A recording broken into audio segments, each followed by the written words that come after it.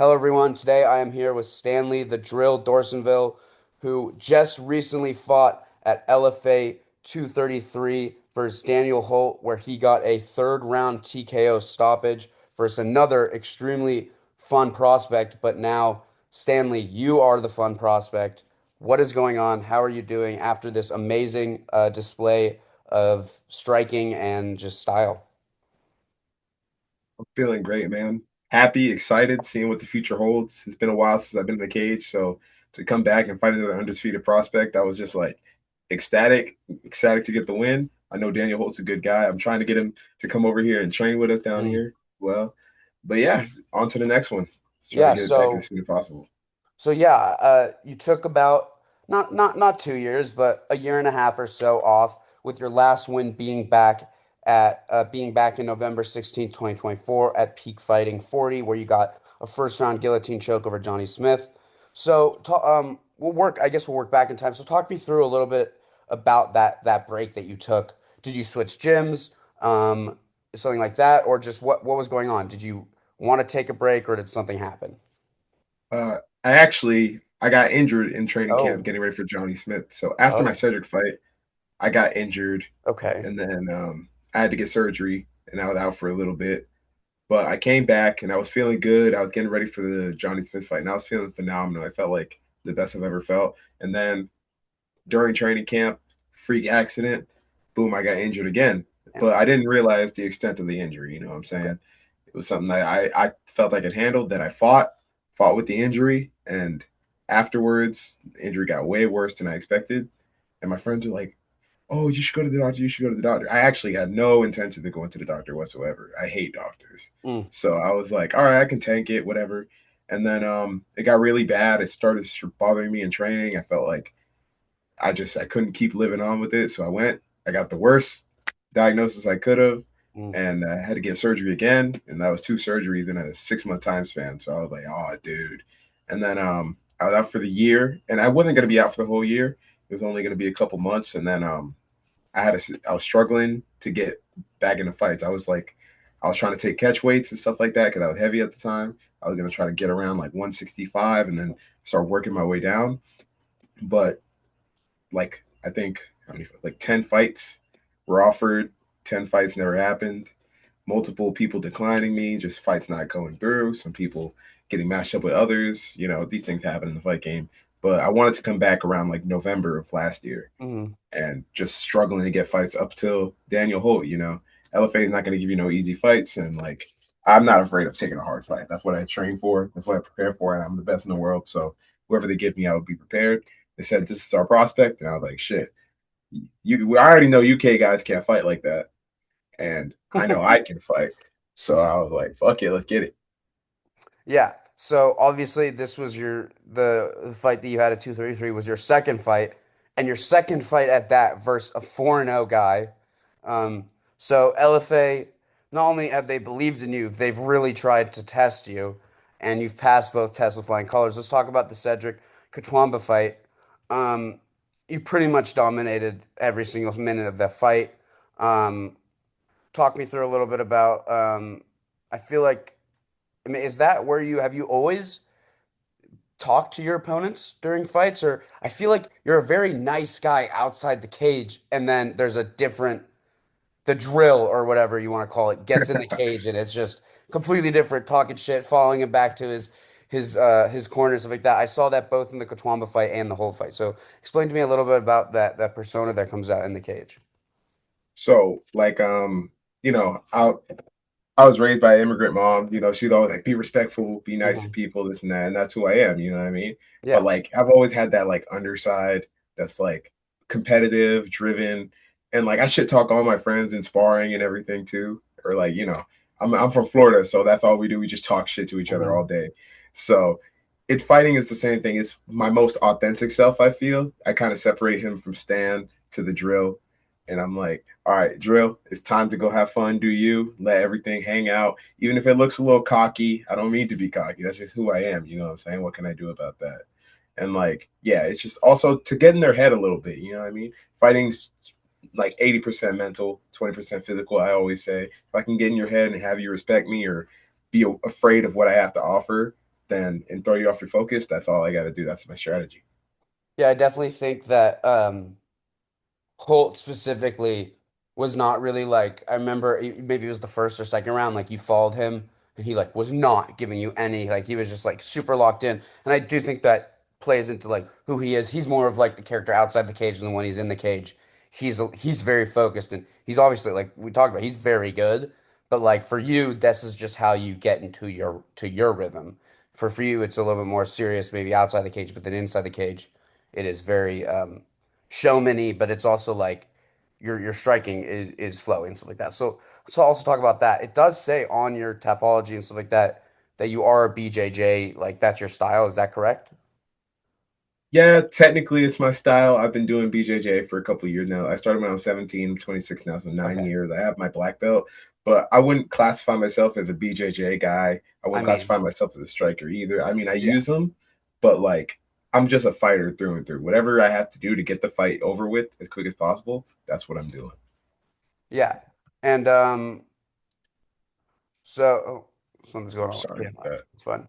And then so talking about that, obviously your striking does it's the is what has stood out the most. You could say. I mean, you have two of your wins. I mean, most of your wins have come by submission, but it is the striking that does stand out, especially watching the two LFA fights. So, how long have you been striking, and or is that also just since 17, or like what do you like? Where does your striking come from? Because it is really uh, skilled. So I started striking when I was 17. A lot of it Okay. was self-taught. My professor is the jujitsu guy from my initial gym, that's Christian Carvalho, and he's more of a jiu-jitsu guy, you know what I'm saying? So we didn't have crazy striking. We had another coach who was showing me stuff here and there, but I'd watch a lot of fights and I'd try to copy their moves and just try shit out. And then eventually, a couple years into my career, I had a bunch of layoffs in my amateur career, and I met up with my striking coach, Travis Taylor, who's kind of more of an all-around MMA coach, but he's a specialist in striking, the way I look at Mhm. him. And he's sharpened everything up, and I'm still trying to improve, still like watching fights, seeing what I can learn, adapting. I've been to Thailand to get some striking work in. I've Nice. been to Japan, all over trying to learn as much as I can. Yeah. So obviously, you've been pro since 2023, but looking at your resume, you've been fighting amateur since 2019, and even taking a break there for 2 years as well. You obviously went 4-0 as an amateur, two wins by TKO, two wins by submission. Um, so, talk me through a little bit about the amateur career. You said you had some layoffs. Maybe explain some of that. And did you start at a smaller gym, move to a bigger gym? You're now at Combat Club, which it's not the biggest gym, but so just give me a rundown on those 4 years of your career. Yeah, so I started at Christian Carvalho. I'm Okay, still yeah. there now. I actually coach there, Oh, and nice. yeah, and I had to wait until I was the blue belt to fight. So Oh, I had to wait 2 years. I was training nonstop, and I was still in high school at the time, and I was young. So I was sitting there beating the horse and getting as much training as I can, mhm. studying as much film as I can. I had two teammates of mine, Franklin Tarzan Ramirez. He was fighting at the time. Another friend of mine, Ethan Bennett, and I was watching these guys fight, and I was just like, freaking out. I want to fight so bad. And then I won my first jiu-jitsu competition. And I was like, all right, now I got to take a fight. And my first fight ever, I was fighting this guy. He played in the NFL, and I was like some skinny black kid with some jiu-jitsu taking this fight, and he like smoked me in my first fight. He was like beating the crap out of me. But one thing about me is I'll never give up on myself. So he was beating me up, and then I guess he got tired of beating my ass. He couldn't get up off the stool for that third round. So I won that way. And then big layoff. That's when COVID really started to ramp up. I took my second fight, and it was like down the street from my house. It was perfect. I was actually going to lose that fight too. Almost got caught in a submission. Mhm. And then I turned around, TKO'd the kid on the ground, which was awesome. I fought with the flu too. So it was like, hey, icing on the cake.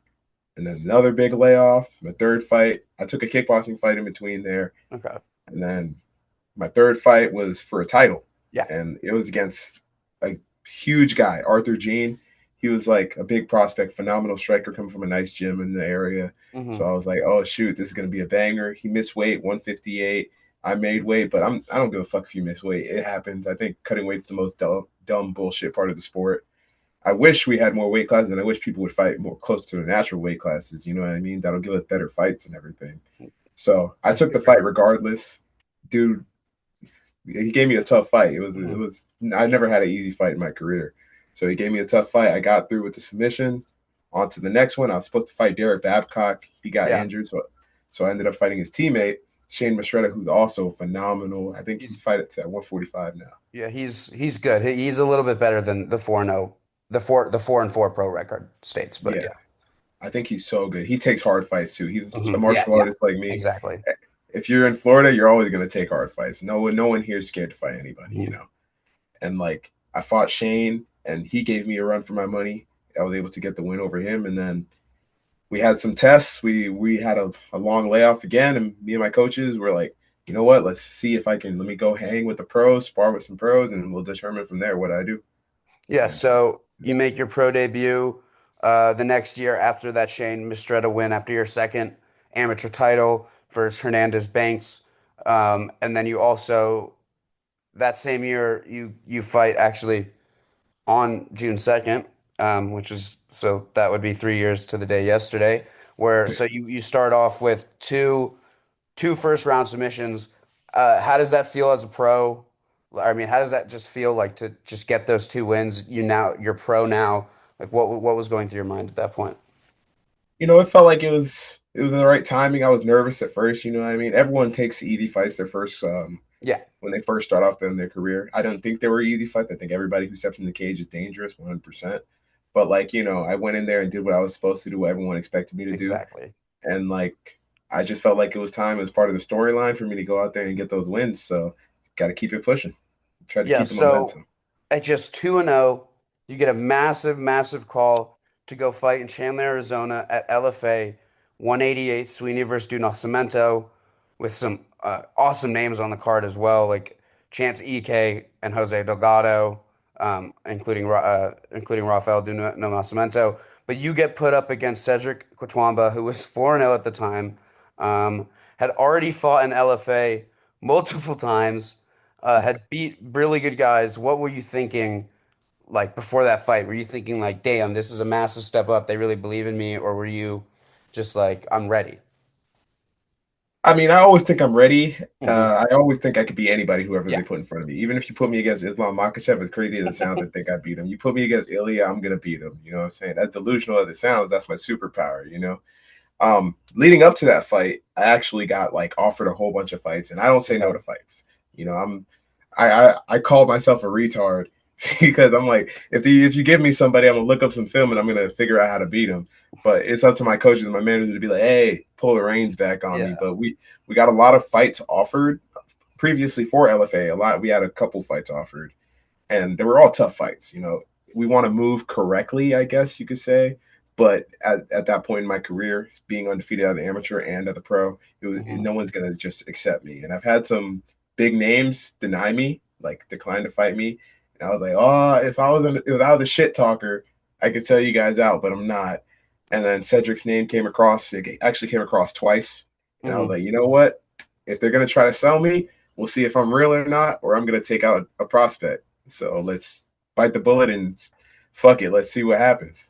yeah. So you go to decision, your only decision on your career at all, amateur and pro.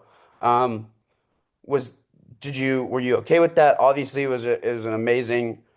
It was an amazing performance, but like, did you want to get the finish? Obviously, you landed that amazing spinning wheel kick at the end. And you talked a lot. I don't know what you said. I think it was like, what now or something like that. I'm forgetting, but you like, I think you did want the finish, but I think as the fight kept going on, you got more comfortable in it. But like, how did that fight help you grow? For your first time going the full 50 minutes, what have you learned from that fight? So I learned I could go the full 15 minutes. I Yeah. mean, I always been a cardio beast. I could always push through and stuff like that. And even if I'm tired, I'm gonna keep fighting my ass Hmm. off. But I knowing that I could do it and like still perform was great. Knowing that under the lights, not me per se, but the drill can handle all the environment, especially being having the crowd against me, him coming from Arizona, hearing the crowd boo me as I'm walking out, seeing like because he had aura, I'm not gonna lie. He walked out, he was all confident and stuff. And I was like, oh shoot, this is like right under the Yeah. UFC's belly and stuff. So I learned a lot, definitely to believe in myself more. I was really Mhm. freaking out, especially like in the back room right before the walk. I was tweaking. I was like, oh my God, I'm gonna go over there and get slaughtered. Maybe I'm not the guy I think I am. I thought I was gonna get fraud checked, but hey man, things have worked out. Have faith in God and hey, just keep doing what I'm doing. Yeah, so obviously you get the win, dominant performance, and then following that year, we already talked about it. You go to Peak Fighting 40. How did you get the call from Peak? Obviously, they're in Texas, so it's a little bit different than the regional organization that the LFA is, and obviously you're from Florida. So how did you get, or did they? Or they did it in Louisiana. I guess they had a fight. It was in Louisiana. But how did you get called to do that? Obviously, you had fought in Detroit before, so you've kind of been fighting all over the country actually. But how did you get called to Peak? Kind of a step down from LFA. I do love Peak, but yeah, explain to me that. So we were struggling to find fights, and I was Yeah. already like, dang, how am I gonna do this? You know what I mean? I can't keep going through my career and just accepting fights with randoms, and they're going to keep giving me dogs. You know what I mean? If, it's all about connections with who you know in the sport to get you where you need to go, right? Because if I kept going how I was going, I would have been like a crazy prospect, probably 8-0 and still not even close to contender series. So I was like, oh, okay, I need to get a manager. And I'm around a lot of people who have a lot of good connections, you know. I talked to my boy Landon Quinones, I talked to Delano Taylor, and they hooked me up with their manager, KO Reps, Oren Hodak, who's phenomenal, manages Marab, Hanato, the two guys I mentioned. And I was like, oh, okay, if this guy's going to get me to where I need to go, he's already got like superstars under his roster, under his belt, so he can get me going there. And his roster's not crazy big, you know. Hmm. So I got with him after the fight. A bunch of people hit me up after that fight, but he was the one I went with. And then he's like, all right, so this is how we're going to move. We don't want to lock you into a contract too hard. So we'll go with Peak, move around. This is a good opponent for you. You could handle this guy. I mean, he was a tough guy, but, you know, it was someone we could take care of. And that's how we ended up going with Peak. Nice. So then, obviously, you had the surgeries, realizing that the injury was a little bit more. Can you explain to me what this canceled event is in last this April? You were Oh, supposed to yeah. fight Shahid Santana, which this guy is an absolute veteran of the sport. So like that would have been a great fight as well. I mean, I think you probably would have finished him. But what do you know? Do you have any information on this on Liberty Fight League? Because I was actually kind of I remember this. I remember seeing this card and I was like, wait, this is actually a really good card. But it did end up falling through. Yeah, it was an event. It was going to be actually, I think, something Daytona. Yeah, And it it's would on. have been the first time I fought in Florida in I don't know how long. I think Wow. 3, 4, 5 years. And I was excited for it. I was getting ready. I was losing the weight, cutting the weight, and then just something went wrong with the venue. They couldn't get the permits to go to Mm. another one in time, so things just fell through. I wanted that opponent. We were training super hard for that opponent. We had a couple of other opponents offered beforehand. Daniel Holt was actually offered to me prior, Oh, but they offered me this one. Now like, hey, I've been waiting to get back in there. This guy said yes. I said yes, and you know Shaheen's ready to fight at any point. He's yeah. he's a stud. So I was like, all right, bet, let's get it. But it just happened to fall through. Just Mhm. unfortunate. So, so like you said, Daniel Holt had been offered before, but walk me through a little bit about you getting offered to be back on LFA now, this time on the main card, and honestly, a fight that was very much hyped up. I mean, it was a great card, especially the co-main and the main, but I definitely think a lot of us were looking forward to this one, the fourth to last fight of the night. So just walk me through, and also you're fighting on the same. Shaheen is also fought. He unfortunately lost, but before you, so that's kind of interesting. But walk me through a little bit about you getting this fight, and obviously this one was at 160. Yeah. So right after the legacy fight card fell through, you know, what I mean, I'm a fat boy, so I was just like, fuck it. They said I could eat, so I'm gonna eat. And then I was enjoying my weekend, chilling, Hmm. and then Mark, he always shoots my coaches like offers and stuff like that. Okay. And my manager's been in talks with all these promotions trying to give me a fight. And they're like, hey, we got this prospect. You were supposed to fight him before. And Dan Holt previously had missed weight to fight Yeah. someone else I There's know, Corey Corey Taylor. Taylor. Yep. Yeah. And like, you know, it was like he needed a fight. He was trying to stay active. I'm trying to stay active. I'm trying to get back to being active. And we are like, all right, we're both 4-0 prospects. Someone of those got to go. Let's have a banger of a fight if we're gonna struggle. So, you know, he has confidence. I have confidence. We both think we're supposed to be undefeated. We're undefeated for reasons. So why not fight? Yeah, and a banger of a fight it was. You ended up getting him out of there in the third round. He really had nothing much from what I saw. He didn't have much more to give. You were legitimately beating him to a pull. Um, but explain to me a little bit about the fight and just a little bit about like, some of the smack talk maybe in the rounds and stuff like that. Just getting in the super, he's very professional when he gets in there, like we talked about, getting in his head maybe a little bit and then just talk about the finish and stuff like that.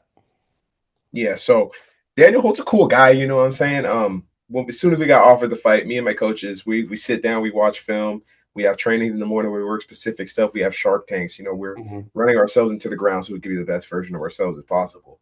And Daniel Holt, right away when I accepted the fight, he followed me on Instagram.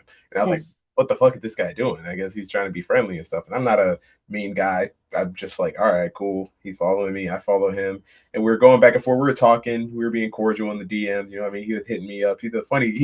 UK dudes are funny. He's one of the funnier guys that got to fight. And I've always wanted to fight a trash talker. Maybe give me something to like Hmm. really be angry about. But like it's just like little kindergarten stuff. He's talking shit, this and that. He'll tag me in some posts, won't tag me in others. But I was like, yeah, man, this guy's gonna talk shit about me. And all my friends are like, yo, you gotta smoke this guy, you gotta beat this guy. And in my head, I'm just like, it doesn't matter. This is a tailor made fight for me. This guy's from the UK, so I know he can't grapple. That's one less thing you gotta worry about. And I was a little nervous going into it because he's sharp. He got that crazy spinning back kick last year. And I was like, oh man, this guy's gonna give me a hard fight. And going into the fight, I was super nervous. Me and my teammates were nervous. I had a lot of looks, try to emulate him, but until you get in there, you never know how fast someone is, Hmm. how strong someone is. We had a good game plan. We were prepared, and going into the cage, I went in with a little chip on my shoulder. You know what I mean? He's undefeated. I'm undefeated. They think he's the big up and comer, but fuck that. I'm that guy. These people keep forgetting about me. People sleeping on me. I may not be active on the Instagram that much, but when I get in there, I get active. You Yeah. know, so in there, we've met a couple times in person. I didn't know that he moved to Florida. We bumped Oh, into each other a right. couple times. He trains at Kill Cliff, right? Yeah, and like I actually met him at another event down here with one of my teammates fighting, one of my amateur teammates. Okay. And I had seen him at the event. I was at the bar drinking a Diet Coke, getting ready for the fights. And he saw me, and I guess he thought I was drinking, and we were just going back and forth. And on his bio, it says he was 6'2". And I saw him, and I was like, this guy isn't that big. I thought I had him looking like a giant in my head, being Hmm. 6'2". And I was like, oh man, this dude's right in front of me. I'm gonna punch this guy in the fucking nose. And we went outside, we were cracking jokes. He said something I didn't like too much, and we had a little face off. I don't know if he posted it up on his Instagram, but I definitely won that face off, and it gave me way more confidence. And I was like, oh, this guy has no aura. I'm sniping this guy out. I'm eating this guy for lunch. And in the cage, we have this thing in my gym. We call it keeping score. Hmm. And my friend Eve Nelson, he had recently fought Wing C, knocked him out with a head kick, and Wing C was talking all this trash, and he's like, "Yo, we're keeping score. We're keeping score." Oh my, And I did not know you trained with Eves Nelson. That is a crazy, yeah, that Winksy caught me off guard. Did you guys train the head kick? all camp, bro, dude. We had like random NPCs pull up and be like, Oh "Yo, remember no. he gets hit by head kicks." I had people in my No. DMs, "Yo, throw the same side head kick." It was No. hilarious. Oh my God. Well, okay. So, sorry to get you off topic there, but that is hysterical. I did not know you trained with Eves Nelson. But yeah, so good. Gym is looking good so far this year.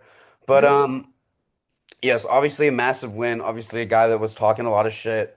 You posted on your Instagram the highlight reel of him saying like all the lightweights are shit in the division and stuff like that. And then with you finishing and stuff like that. Yes, he is a trash talker. I I, I personally, I obviously trash talk is great. Obviously, so it was really fun to see like you guys go at it, and also to see like like it's just like I said before, he's trash talking outside the cage, you like trash talking inside the cage, and it yeah, was kind of like yours just like I think a lot of people just saw like how like cool it was how you do it and stuff like that, just the way that you're able to do it, especially when you're beating someone up. So I do think you gained a lot of traction on that. And speaking of that, what do you think you want to go next? Where do you want to go next? Do you want to do an LFA title shot? There is some amazing matchups in LFA, particularly Ansar Hamzayev, which I think would be a sick freaking fight and definitely like a UFC contract contender fight. Um, but yeah, would you want do you want to stay in LFA? Do you want a Dana White Contender Series shot? Do you want the straight UFC shot? Because I mean, I a lot of us do think you are ready for either a short notice or just, maybe a more regional fight. But I yeah, so what is your plan? My plan is to keep beating up these lightweights, man. To be honest, I'd love to get into the UFC right now. You know what I Yeah. mean? But I know there's still a lot to prove, and like a lot. Social media is a big thing in this game, especially nowadays. Yeah. So I have to work on my socials. That's something I'm struggling with right now. Get more traction because look at Dan Holt. He 4-0, 13K followers. People are trying to get him into the UFC, and I've gotten this nickname, the hype stealer. Now, every prospect that comes through gets their hype stolen. But like, definitely, Onsar is a fun fight. I've been asking people about that guy. I have teammates and friends who train at Killcliff, and I'm like, "Yo, how good's Onsar, man?" And I was like, "Could I beat him?" And they're all like, that's a tough fight, man." And I'm like, He's "That's what I'm looking for, he's bro." good. He's so good, man, and that's what. There's a bunch of guys in Elephant. Richie Yeah. Miranda, the champion, Richie phenomenal. Miranda as well. He Oh, needs to be dude, in the UFC. But oh yeah, I don't know why he's not in there yet. And I have the utmost respect. You know what I mean? I'm gonna talk shit. I'm gonna say, oh, I think I could beat him, this and that. But I'm still a realistic, humble guy. that I would think be a he really deserves tough to be fight. in the UFC fight. Yeah, that's not an easy fight for I anybody. think I think and this is kind of like I have OnStar really high, like just as a prospect right now. I think Richie would be a tougher fight for you just because the experience and just because he's truly just like on a mission. And this guy Yeah, he needs to be short notice UFC call up, whether it's UFC Oklahoma, whether it's like whether it's UFC Vegas 119 or whatever. I mean, it's a little bit blowing my mind that yeah. the UFC That is he not hasn't reaching out to him. even the fact that he's not on hasn't fought on contenders Contend, yet is yeah, insane. At it's least insane. contenders, It's because he insane. beat Richie Lewis, who was way on the rise. And I've been Yeah. wanting that Richie Lewis fight since I was an amateur. Hmm. So I was like, I'm gonna be the guy to take Richie Lewis's O. And then seeing Richie Miranda go out there and make him look like that, I was like, whoa, this guy's the truth. You know what I'm saying? And I've been a fan of Yeah. his. I actually talked to his mom at the event. His mom's like, "Oh my Nice. god, you had such a good fight and everything." And I was like, "Oh yeah, I hope I don't have to fight your son. That really sucks. You guys are cool. Yeah. I love the gym he's from. I think he's Bloodhound with Yeah. Cub Swanson and stuff. Those guys are They're on a crazy. freaking crazy streak right now. I love that. I love Yeah. that team. I want to go out there and train in Cali. Nice. I need to go out there, but like, yeah, keep beating up prospect. There's a couple guys on my mind. There was something possibly in the works. I don't want to put anything out there, but there's some prospects I was supposed to take a short notice fight against. But if that doesn't come through, maybe July, we're getting ready. I want to stay with LFA, Okay. but this is the second time I fought for them. They haven't given me a contract. I'm Interesting. just saying. I'm like, Interesting. do you guys not like me? Are you guys only calling me up to beat up your prospects or something? Like, Maybe they want to keep you open. I don't know. I don't know. But But I don't know how contracts works. I'm just yeah, I I'm don't deal with the business stuff. You know what I'm saying? I'm a very big LFA fan. So, Yeah, I think LFA is one of the best yeah. promotions out here. You know what I mean? I Well, I have so mean, much love for all those guys, yeah. Marks, Fan, all of them. There is obviously that 236 in Arizona, so you could maybe I don't know if that's what you're talking about, but that would be great. You fought in Arizona before, so maybe you'll have some people that remember you from there. But yeah, I mean, right now I think it's probably the hottest your name's ever been. Have you seen any difference? I mean, maybe not in followers, but like obviously the matchmaker, he posted you as the prospect of the month. Obviously, you were featured in the prospect vault, top five UFC ready prospects. But have you seen anything else? Like, have there been like random promotions reaching out or like, sponsors and stuff like that? Like, what have you seen since this big win over Daniel Holt?